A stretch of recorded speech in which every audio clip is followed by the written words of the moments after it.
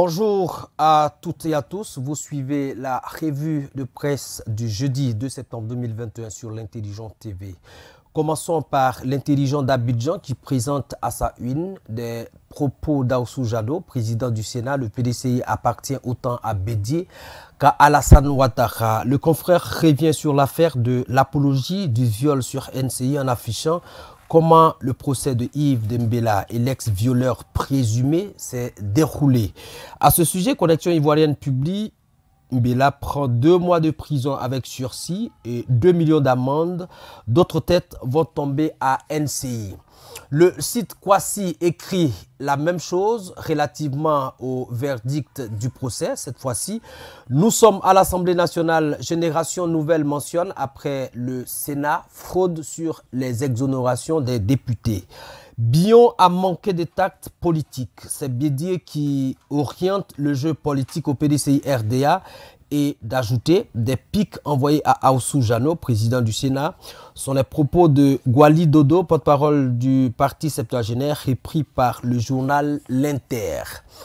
Tout en revenant sur le sujet de l'assimilation du viol à la télé, Fraternité Matin met en avant un important jugement découvert, il s'agit du pétrole et du gaz.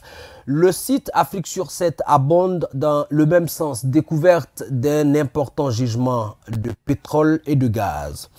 Tout autre sujet avec l'expression, le tabloïd écrit à sa une, déstabilisation des États, Soro Guillaume, l'un des putschistes les plus recherchés en Afrique. Sur la une de l'essor ivoirien, on peut lire, après un séjour en Turquie, Amadou Smaoro est rentré très requinqué hier, faisant allusion au président de l'Assemblée nationale. Avec le mandat, on en sait plus sur l'indemnisation des victimes des déchets toxiques. À sa une, on peut lire, les victimes viennent d'obtenir une grande victoire. Soir Info révèle que quelque chose se passe dans le camp Gbagbo relativement à la volonté de création des partis politiques par l'ex-président.